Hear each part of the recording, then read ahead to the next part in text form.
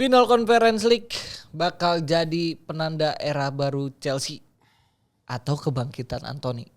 Selengkapnya kita bahas di Ruang Pandit.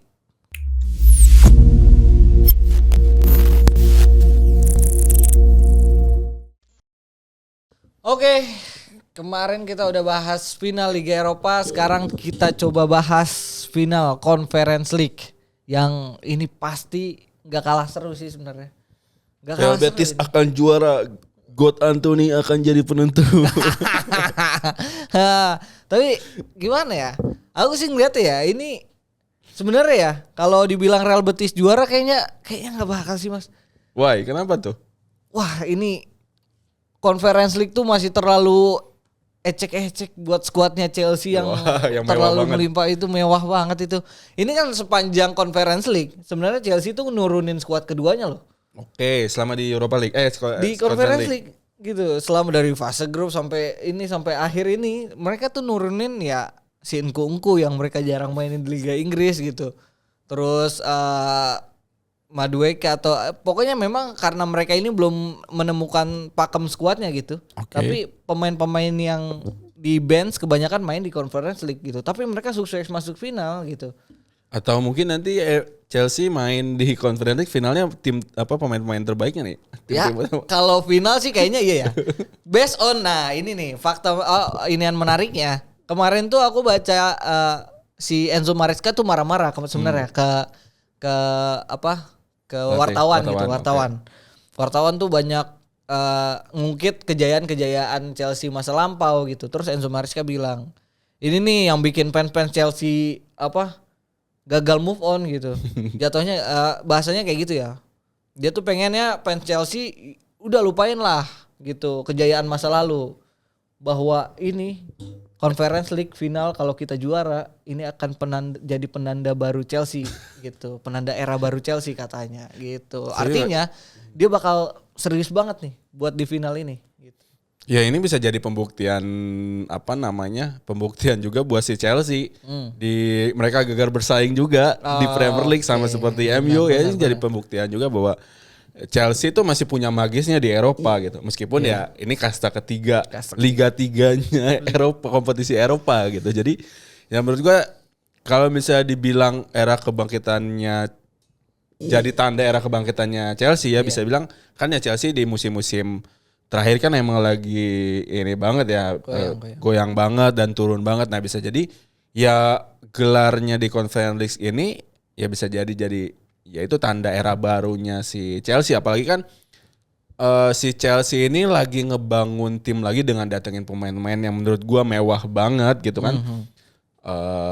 Lagi ngebangun itu sih menurut gua. Mungkin lagi ngebangun kejayaan baru sih nantinya. Iya makanya mereka tuh kayak pengen ngebangun dengan skuad-skuad muda itu tadi sih gitu, dengan skuad-skuad muda. Dan harapannya si Enzo Maresca, mereka tetap fokus buat incer tiket ke Liga Champions di Liga, sedangkan juara Conference League ini tuh harapannya si Enzo Maresca untuk membuat atau semacam tingkat kepercayaan diri dan mental juaranya pemain-pemain muda ini. Itu sih harapannya si Enzo Maresca sebenarnya. Ya kalau dibilang itu bisa masuk akal juga sih gitu, karena bagaimanapun mau ini kasta ketiga Liga Eropa tetap aja gitu. Ini bisa membangkitkan mental juara tim yang juara di situ gitu sih kalau kita lihat ya.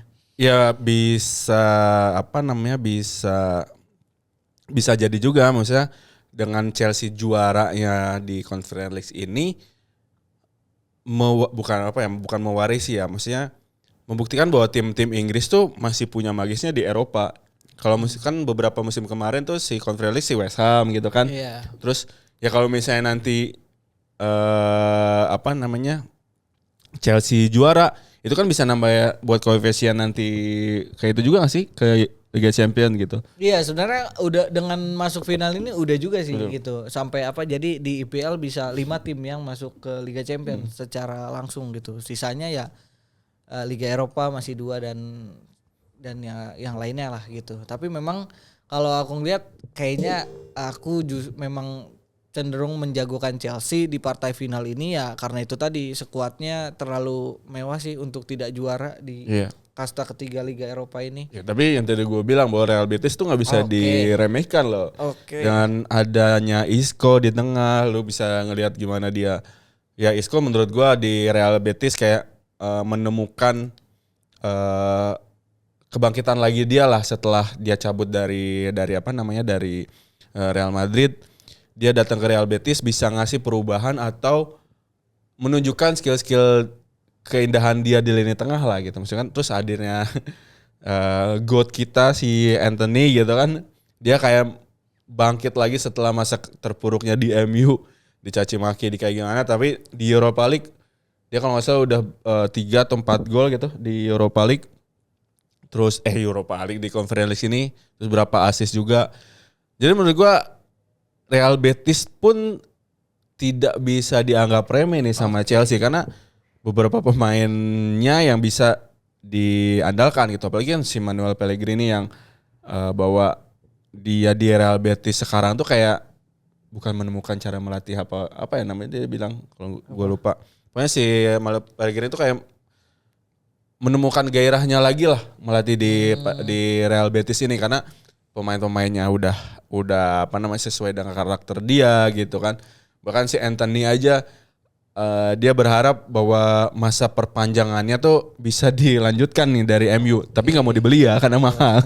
Gitu kan. Iya kan memang ada ungkapan juga bahwa Isco bilang kita nggak bakal mampu beli gitu, paling kita maksimal minjem setahun lagi. Tapi itu juga kalian nih supporter kita sama pemain harus PT-PT gitu buat gaji Anthony katanya. Karena semahal itu ternyata gitu. Iya, kalau nggak salah 60 jutaan deh. 60 juta tuh kalau mau yang beli ya? Mau nebus si Anthony dari MU dengan sebenarnya si Anthony itu kualitasnya ya bagus menurut gua gitu. Cuman ya mungkin tidak cocok dengan gayanya di Liga Inggris yang begitu cepat gitu kan. Tapi ya ternyata di La Liga atau di Real Betis nih si Anthony bisa jadi GOAT baru gitu di La Liga. Mungkin bisa menyaingi pemain terbaik untuk di La Liga nanti. Nggak mungkin gitu kan. Enggak dong. Itu bisa jadi batu sandungan juga nanti ketika bertemu dengan skuad yang lu bilang tadi skuad mudanya Chelsea. Apakah bisa mental juara dari pemain muda Chelsea ini bisa terbentuk atau sudah terbentuk, itu bisa jadi kalau misalnya belum terbentuk bisa dimanfaatkan dengan sangat mudah menurut gua oleh Real Betis dengan Isco-nya, dengan si Anthony-nya gitu kan. Ya menurut gua Real Betis nggak bisa dianggap remeh lah sama Chelsea.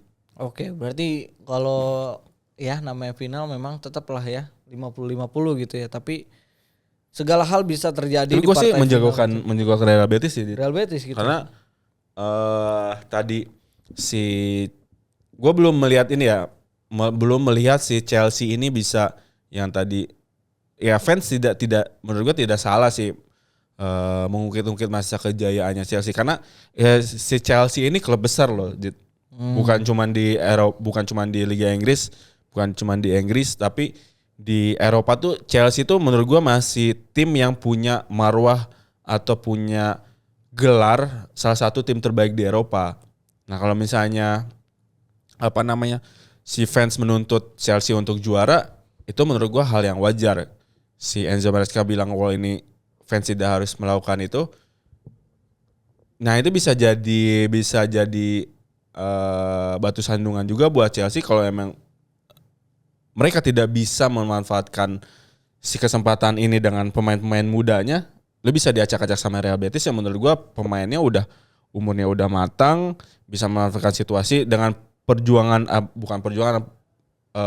jalan mereka di Europa League. Si Real Betis ini bukan bertemu dengan lawan-lawan yang mudah. Itu bisa jadi batu sandungan nanti ke Chelsea sih. Gitu ya, mungkin karena mental itu tadi ya, dan juga karena anomali tim-tim yang belum juara itu tadi. Kematangan menurut gua Real Betis lebih matang dari Chelsea lah. Ya, secara kedalaman skuad memang, apalagi ada faktor Isco tadi ya.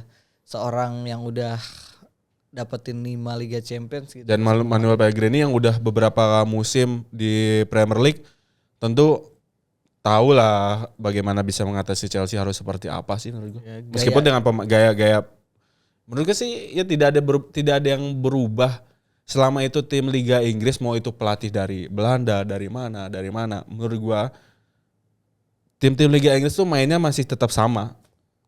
Masih tetap sama sih, nggak bisa di iniin. Iya ya, intensitasnya tinggi. Iya, ya kick and rush-nya masih ya mungkin tidak seperti dulu tapi menurut gua masih tetap sama sih. Oke, memang kalau ngelihat dari skuad dan fakta uniknya memang Manuel Pellegrini si Enzo Maresca ini pernah jadi asistennya Manuel Pellegrini dulu waktu 2009 atau berapa ya? Pokoknya di West Ham waktu itu. Kayak di West Ham. Iya di West Ham. Jadi ini jatuhnya duel guru versus murid lagi sih. Ya ini bisa dibilang ini bisa jadi kelebihannya si Maresca gitu kan bisa paham gitu dengan cara bermainnya Pellegrini atau bisa jadi si Pellegrini gue udah ngajarin ini ke Maresca, gue coba yang lain deh. Yang ketebak gitu kan. Oke, memang ya kalau ngomongin final pasti 50-50 lah, tapi ya yang aku bilang tadi tetap pasti kita punya jagoan masing-masing lah. Sebagaimana aku menjagokan Chelsea, masa iya gitu dengan sekuat kayak Enzo Fernandez dan juga Felipe Caicedo yang Cucurella. sampai itu 200 juta tuh dua orang itu doang. Masa buat Conference League aja nggak juara gitu kan. Yeah. Tapi yang namanya Chelsea yang tadi dibilang soal kejayaan ya memang nggak salah juga gitu ngungkit-ngungkit karena belum lama juga Chelsea juara Liga Champions gitu. Tuh. Itu kan 2021, itu baru beberapa tahun yang lalu gitu. Masa ya nggak boleh diungkit gitu kan. Tapi kalau dipikir-pikir udah jauh berbeda banget ya timnya gitu ya. Dengan yang di Conference League ini jauh banget gitu nasibnya Chelsea. Dari juara Liga Champions 2021 sedangkan sekarang main di final kasta ketiga 2025 4 tahun aja gitu bedanya. Langsung beda banget gitu. Timnya juga kedalaman skuadnya itu kalau nggak salah tinggal Reece James aja apa? Iya, Reece James kan makanya dia jadi kapten kan. Iya. Mason Mount udah pergi, kayak Havertz udah pergi. Semua. Iya, makanya. Kayaknya dengan ini bener kata Enzo Maresca kalau misalkan berhasil juara Chelsea ini menandakan era baru Chelsea. Gitu sih. Kalau juara ya? Kalau juara. Tapi memang menarik juga kita ngomongin Anthony yang tiba-tiba berhasil kembali bersinar gitu di Real Betis.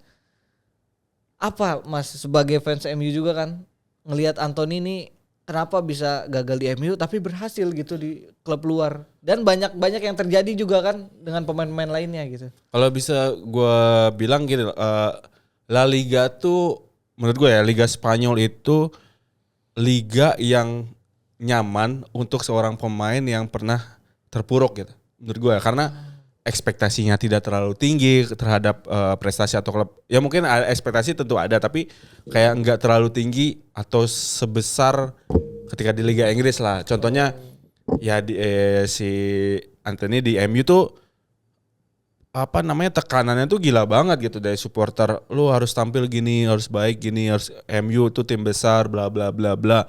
Anthony ya menurut gua beberapa pemain yang gagal di MU tuh belum bisa menanggulangi atau mengakali ekspektasi atau tuntutan dari supporter dengan nama besarnya MU. Contohnya ya yang tadi gue bilang bahwa ya La Liga itu menurut gue tempat ternyaman buat pemain yang mungkin lagi mengalami masa kelamnya ketika di Liga Inggris untuk pindah ke Liga Spanyol. Ya contohnya kayak Mason Greenwood. Dia dengan kasus pelecehannya kalau nggak salah waktu itu kan, tapi ketika datang ke Spanyol diterima banget gitu sama pendukung klubnya gitu, sama bahkan bukan cuman klubnya sendiri tapi lingkungan La Liga tuh menerima. Kalau di Inggris kan wah abis tuh dicaci maki oleh media bla bla bla bla. Gue tidak melihat keberisikan itu di La Liga gitu. Okay. Nah itu bisa jadi kenapa si Anthony bisa bangkit di La Liga karena dia tidak menerima tekanan atau tuntutan dari fansnya si Real Betis atau dari klubnya sendiri gitu. Apalagi dengan tidak menerima keberisikan yang dia terima di Liga Inggris gitu. Menurut gue itu sih yang bisa ngebangkitin si Anthony di La Liga gitu. Dan terbukti kan ke bawah dia di Europa League juga bagus juga. Terus yang gue melihat skemanya si Pellegrini ini bisa menghidupkan lagi si Anthony ketika di Ajax dulu, karena ya hampir sama sih cara bermainnya si Pellegrini dengan di Ajax dulu gitu. Dan si si Anthony ini dikasih kebebasan oleh si Pellegrini gitu. Dan pokoknya dikasih kebebasan banget, nggak seperti di MU dulu lah. Dia harus berbagi peran menurut gua ya, berbagi peran dengan nama-nama besar lain seperti Bruno atau nama besar seperti Garnacho kayak gitu-gitu gitu. Dan ternyata di La Liga menurut gua dia dapat kebebasan, dapat menit bermain untuk menunjukkan kualitas dia. Itu sih yang menurut gua jadi kuncinya si Anthony bisa bangkit lagi. Oke, berarti memang dia tuh belum siap aja ya dengan banyaknya kamera gitu, banyaknya sinar yang ke arah dia gitu, banyak mata, banyak ini, dia terlalu nyaman mungkin di MU juga waktu itu sampai viral dengan yang muter-muter El Gasing-nya gitu. El Gasing itu. Dan mungkin juga harganya justru yang bikin ekspektasi orang tuh tinggi banget ke dia. Ya gitu. Kan karena ya kita tidak menyalahkan juga bukan menyalahkan apa ya, maksudnya tim yang pemain yang diincar sama MU itu pasti harganya tinggi gitu. Iya. Gitu kan. Itu sih. Permainan itu ya. Permainan media biasanya kayak Micha Richards juga pernah bilang kan, dia pengen gaji tinggi di Manchester City, tapi City nawarinnya jauh gitu di bawah yang dia minta. Akhirnya dia ngakalin lah dengan nyuruh agennya bikin pemberitaan, bikin rumor dia diincar Madrid gitu. Akhirnya boleh tuh naik tuh gajinya gitu. Emang permainan aja sih sebenarnya itu. Nah, itu tadi soal Anthony yang luar biasa. Aku sih jujur memang kaget juga ya, Anthony ternyata bisa berkembang lah gitu. Bisa kembali menemukan gairahnya main bola lagi di Spanyol. Bahkan teman-temannya juga, dia juga mendapat banyak cinta lah gitu dari klubnya, dari teman-temannya, bahkan dari supporter, sampai dia ya mungkin bertahan adalah hal yang terbaik gitu buat Anthony sekarang. Ya kita lihat nanti sih. Kayaknya MU juga masih belum butuh dia sih, Amorim juga masih belum butuh dia sebenarnya. Iya ya, kayak nggak tahu ya, kayaknya nggak cocok aja sih dengan atmosfer Liga Inggris juga cara bermainnya. Ya kecuali nanti si MU nurunin harga juga. Kalau misalnya nurunin harga, menurut gua sih Anthony bakal laku sih. Ya kalau nurunin harga ya, kayaknya nggak mau serugi itu sih MU, nggak bakal sih dengan beli sampai berapa itu 100 juta euro apa berapa tuh. Ya bisa bilang nanti lah final Conference League nih Anthony versus everybody Chelsea. Everybody Chelsea, benar juga. Karena memang kalau kita ngelihat wajar aja ya, Enzo Maresca juga pengen ngebangkitin mental juara, karena musim ini kan kalau kita ngelihat Chelsea sempat jadi pesaing juara gak sih? Iya, betul. Di antara periode Oktober November gitu. Mereka sempat konsisten tuh jarak situ, ternyata tiba-tiba menurun. Ya cuman ya itu karena skuadnya mudanya itu jadi enggak konsisten lah masih. Betul. Tapi aneh juga makanya mereka ngincer pemain muda terus itu. Iya. Todd Boehly itu. Tapi menurut gue sih nanti di final yang bakal jadi pembeda tetap Isco sih menurut gue. Isco. Tetap Isco. Itu di Real Betis. Yeah. Tapi kalau di Chelsea gitu Mas ngeliatnya siapa yang bisa jadi pembeda? Kalau Isco-nya dimatiin sama Enzo di tengah. Oke. Itu sih. Di duel di lini tengah jadi ya. Kalau aku ngelihatnya memang aku sih menantikan peran dari Cole Palmer yang akhir-akhir Cole Palmer pasti ini sih. Akhir-akhir lagi ini turun ya. Turun aja gitu ya. Maksudnya enggak se-hype musim lalu gitu dan enggak se-hype awal musim. Ini panggungnya Cole Palmer buat nunjukin diri bahwa dia siap dengan panggung terbesar di Chelsea gitu. Iya. Dan mungkin ya ada Enzo Fernandez juga, tapi kita patut menanti siapa striker yang akan meledak gitu ya nanti di panggung final ini, karena kalau aku ngelihat Nicholas Jackson baru muncul tiba-tiba kartu merah kemarin. ada aja gitu lini depan Chelsea ada aja, walaupun sebenarnya secara kedalaman mereka tuh kan dalam banget ya. Yeah. Ada Pedro Neto. Ya salah satu yang terbaik kedalaman skuad di Liga Inggris sekarang menurut gue sih Chelsea ya kan, cuman memang mereka kurang pengalaman aja itu tadi ya. Apalagi di lini belakang dan si kipernya itu loh. Kadang aku gedek juga tuh sama kipernya tuh. Siapa Sanchez ya? Sanchez itu, Robert Sanchez itu kadang kayaknya dia tuh belum siap buat panggung tertinggi. Gitu loh. Kayak Chelsea nih kayaknya musim depan harus nyari satu back tengah senior dan satu kiper yang kayaknya ini bukan kiper tim bintang sih kayak Robert Sanchez. Harus diganti sih. Oke, itu tadi ya berarti Prediksi skor Jit. Jit. prediksi skor nih ya berarti Lo sekarang. berapa ya. deh? 2-0 sih. 2-0 Chelsea. 2-0. Gua prediksi gua Real Betis bisa menang 2-1. 2-1. Oke, menarik. Sebenarnya ada yang jagoin Real Betis juga menarik sih gitu. Padahal kalau kita ngelihat sebenarnya secara squad ya jomplang banget gitu. Liga Inggris kita tahu dengan kekuatan uangnya itu. Apakah bisa dikalahkan dengan oleh Real Betis dengan kekuatan footballnya, Isco dan daya magis God Anthony? Kalau kalian coba tulis di kolom komentar prediksi kalian dan jagoan kalian di final Conference League ini siapa? Oke. Sampai jumpa di episode selanjutnya.